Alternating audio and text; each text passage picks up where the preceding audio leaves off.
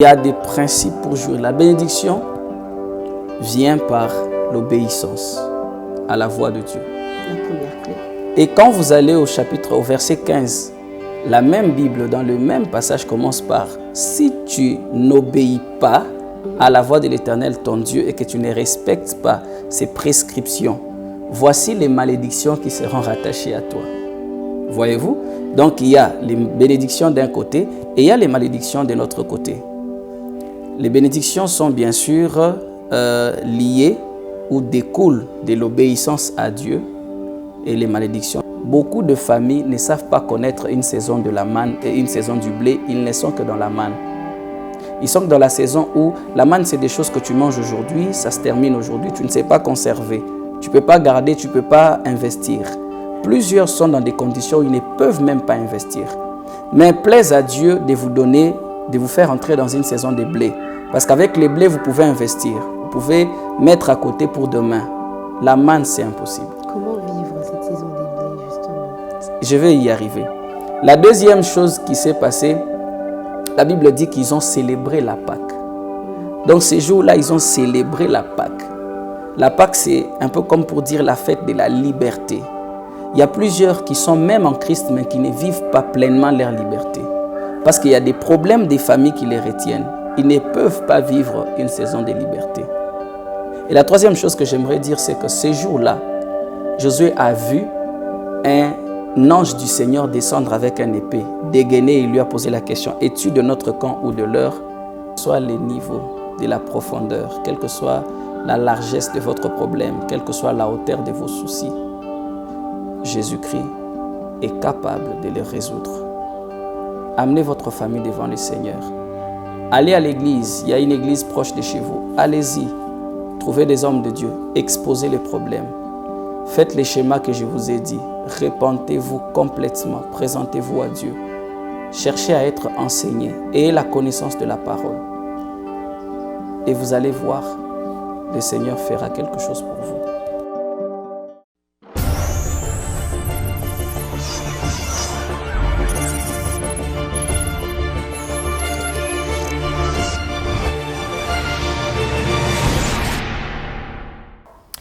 Shalom à vous, très chers internautes, amis de Éternité de Télévision. Grandez notre joie de vous présenter encore une fois ce nouveau numéro que vous aimez tant, une édition qui est là, n'est-ce pas, pour vous édifier au travers différents enseignements qui sont, n'est-ce pas, donnés par les prédicateurs, les hommes des dieux qui passent sur notre plateau. Et aujourd'hui, nous sommes à l'église La Maison des Dieux que dirige le pasteur Magela, à qui je dis shalom. Shalom, pasteur. Shalom, shalom, sœur Becky. Tout au long de cette semaine, il y a eu un séminaire de puissance autour du thème « Et ma famille sera sauvée ». On aimerait bien savoir pourquoi avoir choisi ce thème. Très bien. Merci beaucoup pour la question. Je voudrais... vous savez, nous sommes dans une période où de plus en plus les familles connaissent des temps très compliqués. Les temps sont durs, les situations sont difficiles de plus en plus. Et cependant, le Seigneur, dans sa pensée, quand il a créé l'homme et lui a donné les jardins, le Seigneur a béni cet homme de sorte que cet homme se multiplie. Et la première, la bénédiction de Dieu a consisté à établir une famille. Il a demandé à l'homme de se multiplier, d'être fécond, afin de pouvoir dominer. Et donc le Seigneur a installé par l'homme la famille comme une institution, comme, je peux dire, une entité divine. La famille, c'est la base, c'est ce qui forme même nos églises, c'est les familles. Vous allez voir que même les églises primitives, l'église primitive, c'était une église qui se réunissait dans les maisons, dans les familles. Donc c'est comme ça, c'est important en ces temps précis de pouvoir réveiller les familles afin de non seulement installer une certaine vie selon le Seigneur, mais aussi libérer les familles des captivités et des liens de l'ennemi. Parce que dans les plans de Dieu, c'est d'amener la famille à prospérer, mais l'ennemi n'aime pas cela. L'ennemi ne veut pas que la famille prospère, qu'elle progresse. L'ennemi veut rabaisser la famille. Et c'est comme ça que chaque fois, vous allez voir en Afrique, chaque fois, et partout dans le monde d'ailleurs, qu'une famille veut se positionner, les plans de l'ennemi, c'est de les diviser. Une famille qui est, n'est-ce pas, une entité établie par le Seigneur. Mais aujourd'hui, les hommes nous ont permis d'avoir, n'est-ce pas, différents types de familles, si je peux le dire ainsi. Nous avons la famille élargie, la famille récomposée, la famille restreinte. Est-ce qu'il s'agit de quelle famille? J'aimerais dire quelque chose. Vous devez savoir que Dieu a fait les choses comme il les a voulues et il veut que les choses soient comme il les a faites. Voyez-vous? C'est vrai qu'il y a une manière de définir la famille. Il y a plusieurs manières de définir la famille. On parle des familles récomposées, des familles élargies, ainsi de suite. Tout ça là, c'est des familles. Donc, je n'exclus aucun type de famille, mais si j'insiste, c'est parce que, voyez-vous, aujourd'hui, il y a des mariages contre nature, des choses qui se font, et malheureusement, la Bible condamne ces choses-là. C'est comme ça que je vous ai dit, Dieu a fait les choses comme il les a voulues, c'est-à-dire il a établi un homme et une femme qui forment déjà leur famille, et si ceux-ci ont un enfant, c'est de plus une famille, mais aussi avec les situations de la vie, il peut se faire qu'on reçoive un neveu, une nièce, et tout cela compose le ménage qui fait aussi la famille. La famille est aussi élargie dans le sens où ça va chez papa, maman, grands-parents, ainsi de suite. Tout ça là, c'est la famille. Mais je reviens à l'idée première, c'est que il ne faut pas que ça soit contre nature. Ça veut dire qu'on ne dise pas non, moi j'ai épousé un homme et puis avec lui on va adopter un enfant pour former notre famille. Non, il ne faut pas que ça soit contre nature. Il ne faut pas que ça soit en dehors de ce que le Seigneur a fait. Voyez-vous? Voilà un peu. Et quelles sont, n'est-ce pas, les bénédictions qui sont rattachées à la famille, selon la Bible, selon la parole de Dieu? D'ailleurs, le Seigneur bénit toujours une famille. Le Seigneur bénit toujours la famille. Mais il y a des choses qu'il faille comprendre. Lorsque les responsables de la famille, qui généralement c'est les pères de la famille, vous allez voir surtout dans nos villages, vous allez voir qu'il y a des villages qui portent le nom du père de la famille qui a fondé les villages. Et vous allez voir, il y a les villages, comme vous appelez Béki, il y a les villages des Béki, et puis il y a les villages de ceux-ci. C'est ce qui fait que même en Israël, on pouvait appeler chaque peuple par les noms de leurs ancêtres. C'est comme ça, vous voyez, il y a les Rubénites, les Lévites, ainsi de suite, selon le père qui a formé la famille, voyez-vous. Et donc, la famille se compose de cette manière-là. Et maintenant, dans la famille, hormis le fait qu'il y a chaque personne qui est appelée à suivre le Seigneur et à marcher avec Dieu, mais vous allez remarquer que exactement la manière dont Dieu conduit Israël, c'est la même manière que Dieu conduit les familles. Dieu ne fait pas les choses en dehors de ce qu'il fait dans sa parole. C'est vrai qu'il n'est pas limité par quoi que ce soit, mais Dieu, quant à ce qui concerne la famille, Dieu fait exactement comme il a fait pour Israël. Et c'est comme ça que nous avons partagé pour expliquer, parce que, premièrement, les familles sont exposées à deux choses que je dis.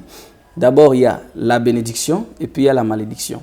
Et aujourd'hui, tout ce que nous vivons dans nos familles africaines, c'est soit ces deux choses qui agissent. Soit vous êtes dans une famille qui est bénie, soit vous êtes dans une famille où vous êtes vous-même victime d'une malédiction quelconque qui découle de vos racines. Alors, nous avons pendant tous ces séminaires expliqué aux gens pourquoi est-ce que les gens sont maudits. Nous avons expliqué pourquoi est-ce que les gens sont bénis. Et il y a tout un passage, un chapitre de la Bible, c'est dans Deutéronome 28, où le Seigneur est en train de parler des bénédictions et des malédictions.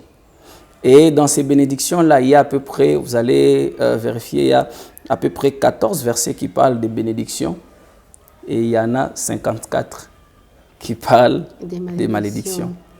Et quand vous lisez, vous allez voir, le premier verset commence par « Si tu obéis à la voix de l'Éternel ton Dieu, en observant et en mettant en pratique tous ces commandements. » Et la Bible dit « Voici les bénédictions qui se répandront sur toi. » Ah, il y a donc des principes pour pouvoir jouir de ces bénédictions. Il y a des principes pour jouir. La bénédiction vient par l'obéissance à la voix de Dieu. La première clé. Et quand vous allez au verset 15, la même Bible, dans le même passage, commence par « Si tu n'obéis pas à la voix de l'Éternel, ton Dieu, et que tu ne respectes pas ses prescriptions, voici les malédictions qui seront rattachées à toi. » Voyez-vous? Donc, il y a les bénédictions d'un côté et il y a les malédictions de l'autre côté. Les bénédictions sont bien sûr liées ou découlent de l'obéissance à Dieu, et les malédictions découlent de la désobéissance ou du refus d'obéir au commandement de Dieu. Au-delà, n'est-ce pas, de l'obéissance, qu'est-ce que nous pouvons retenir comme principe pour pouvoir garder ces bénédictions dans nos familles? Garder les bénédictions dans les familles, il faut d'abord savoir que la famille, c'est plusieurs volontés, plusieurs libertés. Ce n'est pas une seule personne, voyez-vous? Il y a plusieurs personnes. Ça veut dire que toi, tu peux te dire, je vais obéir, mais l'autre n'obéit pas. La première chose, c'est de chercher à savoir comment est-ce que c'est lui par qui le Seigneur est passé pour installer la famille. Ça veut dire votre papa, parfois votre grand-père. Comment est-ce que lui a marché avec Dieu? Vous voyez? Abraham a vu sa descendance être bénie parce que lui, il a obéi au Seigneur. Et il a pris cette bénédiction, il a répandu sur son fils, qui a répandu sur ses fils. Voyez-vous? Ça commence par la tête. Ça commence par la tête. J'ai toujours dit que le mot père est traduit par Abba, qui veut dire aussi source. Vous voyez? De la même manière que le père est la source d'une famille, il est la source de la bénédiction qui entre. C'est par lui que la bénédiction entre dans la famille. Et c'est par lui que la malédiction peut entrer aussi dans la famille. Mais c'est là le problème, parce qu'aujourd'hui, on est face à ces contraintes, je dirais des contraintes sociales, parce que justement, ce sont des mères qui ont pris pratiquement le commande dans les foyers, dans les ménages. On ne sait plus retrouver, n'est-ce pas, ce père responsable qui assumerait, n'est-ce pas, sa tâche dans la famille. Je vais revenir à ce que je venais de dire. La source, c'est une question de positionnement. Voyez-vous? C'est pourquoi je n'ai pas voulu rester sur père, je suis allé sur la source. Parce qu'il y a des familles où la personne, la source par qui passe quelque chose, n'est pas forcément le père qui a mis au monde la personne qui est dans la famille. Mais c'est quelqu'un qui s'est positionné comme source, comme père, qui est devenu le père de cette malédiction-là. C'est comme ça, celui qui se présente comme la source n'est pas forcément le père, mais il devient le père de ce qu'il fait entrer dans la famille. Parce qu'il est la source, voyez-vous.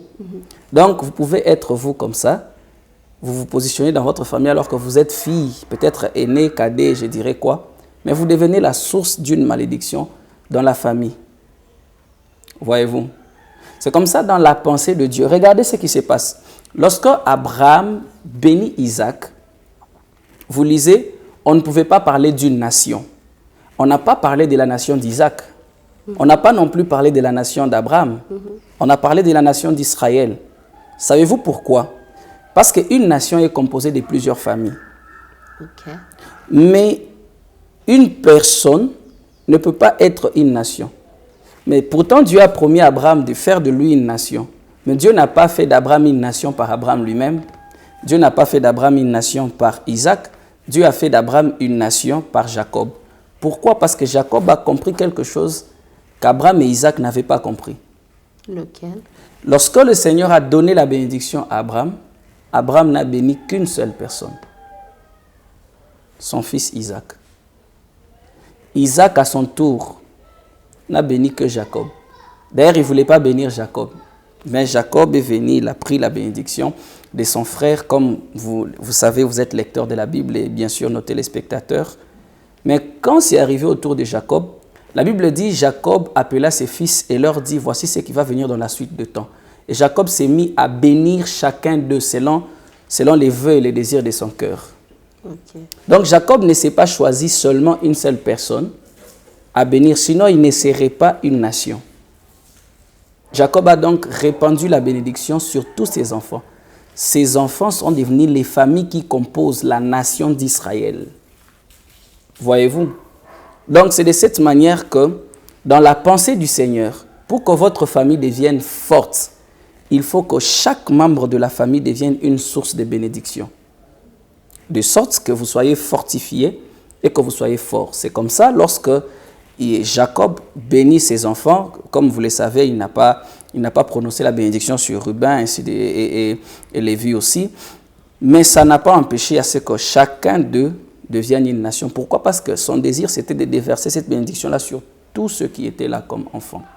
Je ne sais pas si vous serez du même avis que moi. Un enfant ou encore un fils sur qui on n'a pas prononcé des paroles de bénédiction peut, n'est-ce pas, jouir des bénédictions qui sont rattachées à sa famille. Un enfant, reprenez s'il vous plaît. Un enfant sur qui on n'a pas prononcé des paroles de bénédiction venant justement de son père, peut-il jouir des bénédictions qui sont rattachées à sa famille? Je pense que chaque famille a une bénédiction que l'Éternel a préparée pour la famille. Si de plus, les gens sont conscients, ces bénédictions, vous pouvez les voir dans la manière dont chacun évolue dans la famille. Il y a des familles, comme vous voyez, vous dites ça, c'est une famille d'hommes d'affaires. Ils font les affaires et ça marche toujours. Ils sont forts dans ça. C'est une bénédiction que le Seigneur leur a donnée. Même en Israël, les familles étaient remarquées par leur capacité à faire certaines choses. Vous voyez, il y a des familles qui se battaient, il y a des familles qui faisaient ceci, il y a des familles qui faisaient cela. Et vous allez le voir aussi dans certaines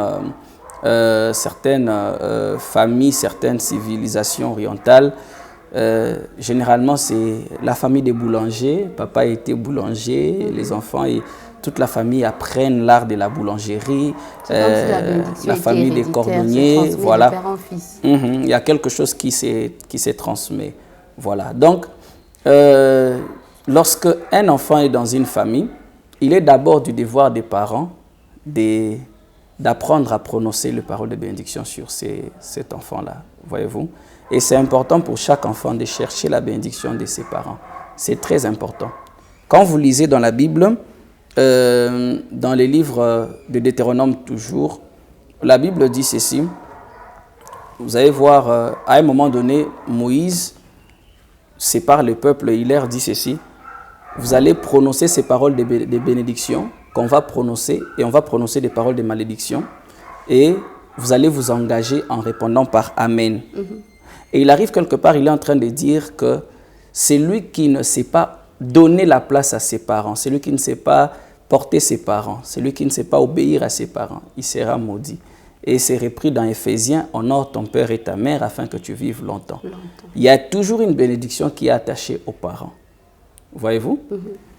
Mais quant à la famille, la bénédiction de la famille, tu peux naître dans une famille où les pères ne comprennent pas ces choses-là.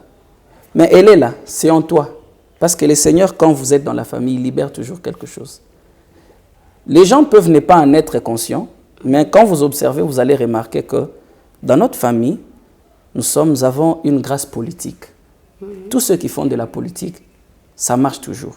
Dans notre famille, il y a une grâce pastorale, une grâce d'appel au ministère ou une grâce... Vous allez voir, c'est comme ça. Et quand vous lisez la cour de l'histoire, selon que l'histoire progresse, vous allez voir que beaucoup de ceux qui réussissent certains domaines, c'est parce que c'est un domaine familial.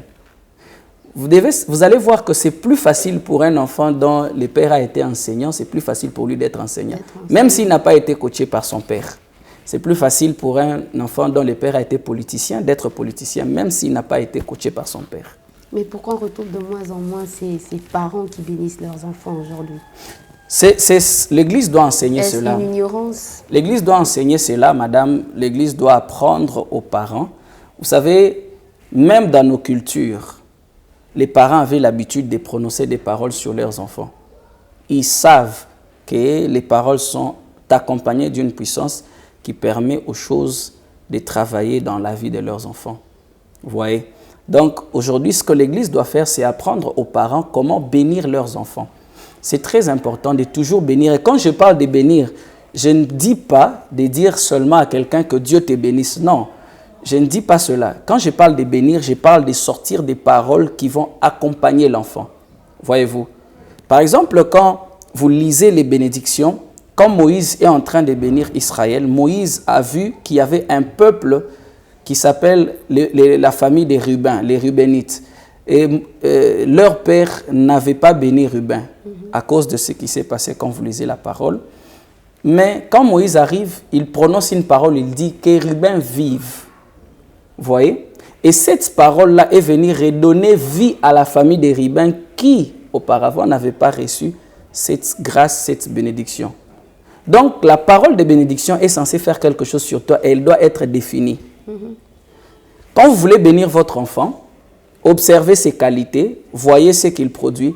Vous verrez un enfant qui est très bruyant à l'école, un enfant qui fait ceci. Bénissez la grâce qu'il a, que ton intelligence se multiplie, que tu sois le meilleur dans tel domaine. Si votre enfant est architecte, il fait des études d'architecture, bénissez son travail. Mais on ne va pas se voiler la face. Aujourd'hui, nous avons tous de parents qui bénissent des enfants qui leur apportent quelque chose, qui leur présentent un cadeau, je dirais un présent quelconque. Mais ça, c'est la part, tout ça là, la Bible dit ceci, les présents réjouissent le cœur de l'homme. Et la Bible dit c'est par l'abondance du cœur que la bouche parle. Voyez-vous? Donc, normalement, un enfant qui a les moyens d'offrir à ses parents quelque chose, il doit le faire. Faire en sorte que ses parents soient remplis dans leur cœur afin que les paroles soient libérées. Est-ce une obligation, comme c'est que Isaac a recommandé à son fils Isaïe avant de le bénir? Non, bon, un parent, vous voyez, quand vous en avez le moyen et que vous ne les faites pas, c'est là où il y a le problème. Mais quand vous n'avez pas de moyens, les parents, quand ils vous bénissent, c'est pour que ces paroles vous accompagnent, voyez-vous, pour que vous réussissiez. Mais quand vous avez le moyen et que vous ne les faites pas, là, c'est un autre problème. Vous ne pouvez pas avoir les moyens et vos parents sont en train de souffrir. Vous savez pourquoi les paroles des malédictions sont plus rapides, plus promptes, plus que les paroles des bénédictions? Parce que généralement, quand quelqu'un maudit, ça coule vraiment de son cœur. Il a été touché par ce que vous lui avez fait. Son cœur est meurtri et très rempli à l'intérieur de lui. Et quand il sort une parole, surtout si c'est un homme de Dieu, ça complique votre vie. Alors, il faut mettre aussi les parents dans ce genre de conditions quand vous cherchez leur bénédiction. Il faut qu'ils se mettent dans une condition où son cœur est rempli de joie. Il s'est dit, je suis béni d'avoir un tel fils, une telle fille. Et lorsqu'il va prononcer sur vous une parole de bénédiction, vous allez voir, le Seigneur va passer par là pour faire quelque chose. Des années passent, on se rend compte qu'on parle plus de malédictions dans nos familles qu'en lieu place de parler des bénédictions. Quelles sont les vraies raisons, les vraies causes? Les vraies causes, elles se trouvent d'abord dans la parole de Dieu. Lorsque Israël commence à rencontrer d'autres nations, le Seigneur leur dit ceci: ne faites pas alliance avec ces nations-là qui servent d'autres dieux. Le Seigneur leur interdit cela sous peine de malédiction. Alors il y a ces choses-là, quand vous les faites, vous entraînez une malédiction dans la famille. Voyez-vous? Et des cas de suivi qu'on a généralement dans les églises, vous allez voir que c'est le cas d'un oncle, d'un grand-père plutôt, d'un père qui avait fait une alliance avec quelqu'un dans tel domaine, et ça crée tout un problème qui vous suit dans votre lignée. Et voilà, les familles se retrouvent dans des combats spirituels interminables. Vous vous retrouvez en train de combattre éternellement. Et moi, j'ai toujours dit ceci, les combats spirituels, c'est d'abord et avant tout un combat de connaissances. Ce n'est pas un combat de beaucoup de prières d'abord, c'est un combat de beaucoup de connaissances. Vous allez voir avec moi, dans la Bible, lorsque le diable, la Bible dit ceci, les voleurs ne viennent que pour dérober, égorger, détruire. Le diable vient vers Ève, ce n'était pas avec l'intention de lui faire du bien, c'était avec l'intention de les tuer, de tuer Adam et Ève, de les détruire, de détruire leur vie paisible qu'ils menaient dans les jardins. Mais lorsque le diable qui tue, qui détruit, qui vole, arrive devant Ève, il ne lui présente pas des cornes, il ne lui présente pas une guerre de feu et de flammes. Il l'entraîne dans un combat d'information, ça veut dire des connaissances. Dieu a-t-il vraiment dit que vous ne devez pas manger de cet arbre? Généralement, c'est ce que nous connaissons. De la même manière, lorsque le diable vient pour tenter le Seigneur Jésus, il ne vient pas avec des cornes pour attaquer Jésus. Il ne vient pas avec une manifestation de puissance pour attaquer les seigneurs. Il est venu devant le Christ avec « il est écrit ». Et j'avais envie de dire Alléluia. Et vous savez, ça se passe exactement comme ça de nos jours. C'est-à-dire, quand le diable vient, tout ce que vous pouvez voir, ce qui va vous libérer, c'est d'abord la connaissance. Il est écrit, vous connaîtrez la vérité, et la vérité vous affranchira, elle vous rendra libre. C'est d'abord la connaissance de la parole de Dieu. Et cette connaissance vous donne l'attitude de la victoire qui vous permet de l'emporter. Je disais à une sœur, je lui ai dit, est-ce que vous savez que les gens meurent plus par l'information que par la maladie? On vient vous dire, vous avez telle maladie. Vous n'avez même pas vérifié. Vous ne savez même pas comment vérifier. Vous mourrez à cause de l'information et la maladie ne vous a même pas encore tué. On se plonge dans les inquiétudes. J'ai demandé à ma sœur, je lui ai dit, vous savez, à l'époque, on a suivi la série de Ma famille d'abord avec les Delta et les Boïri. Je lui ai posé la question, je lui ai dit, dites-moi ma sœur, Boïri souffrait de quoi? Il a souffert de l'information. Ouais.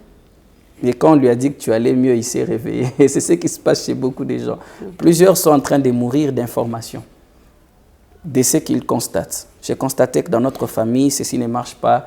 J'ai constaté qu'il y a ceci. Mais que dit la parole? C'est la connaissance de la parole qui vous libère. Et après, la parole vous orientera même de la manière dont vous devez prier. Voilà. Merci beaucoup, pasteur. Et quelles sont, n'est-ce pas, des pistes de solutions que vous donnez à ces familles qui sont encore jusqu'alors dans l'ignorance?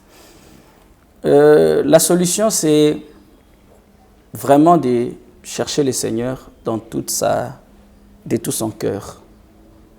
Il faut connaître la parole de Dieu, la proclamer. Et si vous avez observé votre famille, vous remarquez qu'il y a des problèmes dans la famille, tel problème, tel problème, tel problème. Si par grâce, le Seigneur vous a révélé ce qu'il y a comme problème, la première chose à faire, c'est de renoncer à ces choses-là, de les refuser, de confesser vos péchés, les péchés de la famille, même de ceux-là que vous connaissez ou que vous ne connaissez pas. Confessez devant le Seigneur, dites-lui, Seigneur, nous refusons ces choses ici. Présentez-vous devant le Seigneur. La Bible dit, celui qui confesse ses péchés, les délaisse, l'Éternel est juste et bon pour pouvoir le pardonner. Le Seigneur a une parole qu'il faut pour libérer chaque membre de la famille. Voyez-vous, la Bible dit dans Éphésiens chapitre 5, plutôt dans Josué chapitre 5, le Seigneur a appelé Josué, l'Éternel a appelé Josué à la montagne, il a dit à Josué ceci, je te donne le devoir de prendre 2 couteaux en pierre, de te faire 2 couteaux en pierre et de circoncire tous les enfants d'Israël mâles. Les circoncire. Et le Seigneur, la Bible explique, parce que depuis ceux qui avaient traversé, il y a une génération qui s'était créée et cette nouvelle génération n'avait pas été circoncis. Donc Josué devait tous les circoncire. Après juste ce moment de circoncision, la Bible dit ceci, il s'est passé une succession d'événements. La première chose, la Bible dit ceci, la manne cessa et ils ont mangé les blés de ces pays-là. Beaucoup de familles ne savent pas connaître une saison de la manne et une saison du blé. Ils ne sont que dans la manne. Ils sont dans la saison où la manne, c'est des choses que tu manges aujourd'hui, ça se termine aujourd'hui, tu ne sais pas conserver. Tu ne peux pas garder, tu ne peux pas investir. Plusieurs sont dans des conditions où ils ne peuvent même pas investir. Mais plaise à Dieu de vous donner, de vous faire entrer dans une saison de blé. Parce qu'avec les blés, vous pouvez investir. Vous pouvez mettre à côté pour demain. La manne, c'est impossible. Comment vivre cette saison des blés, justement? Je vais y arriver. La deuxième chose qui s'est passée, la Bible dit qu'ils ont célébré la Pâque. Donc, ces jours-là, ils ont célébré la Pâque. La Pâque, c'est un peu comme pour dire la fête de la liberté. Il y a plusieurs qui sont même en Christ, mais qui ne vivent pas pleinement leur liberté. Parce qu'il y a des problèmes des familles qui les retiennent. Ils ne peuvent pas vivre une saison de liberté. Et la troisième chose que j'aimerais dire, c'est que ces jours-là, Josué a vu un ange du Seigneur descendre avec une épée, dégainer, il lui a posé la question, es-tu de notre camp ou de leur? Et l'ange du Seigneur lui a dit, je suis le chef de l'armée de l'Éternel. Et depuis ce jour-là, Josué a reçu les instructions qui leur a permis de remporter la victoire. Et j'aime quand vous entamez le chapitre 6, au verset 1er, la Bible dit, Jéricho était barricadé, fermé devant les enfants d'Israël. Et Dieu dit à Josué, aujourd'hui, je livre entre tes mains Jéricho, son roi et ses vaillants soldats. Donc, depuis tous ces temps-là, Josué pouvait se battre, mais il ne pouvait pas remporter sur Jéricho parce que c'était des murs fortifiés. Il fallait qu'ils reçoivent une stratégie venant de l'Éternel qui leur permettrait de remporter sans effort. Et cette stratégie est venue. Ces moments de célébration de la Pâque est venu. Ces moments où ils n'ont plus mangé de la manne, mais le blé est venu. Pourquoi? Parce qu'au préalable, il y a eu une circoncision. Ok. Il y a eu une circoncision, ça veut dire une repentance, un abandon des vies passées présentées. Vous savez, quand on veut circoncire un adulte, ce n'est pas comme un enfant. Un adulte, là, son corps, c'est sa personne, c'est son être. On ne peut pas circoncire quelqu'un qui est habillé. Il devait se déshabiller devant l'homme de Dieu, qui devait prendre un couteau.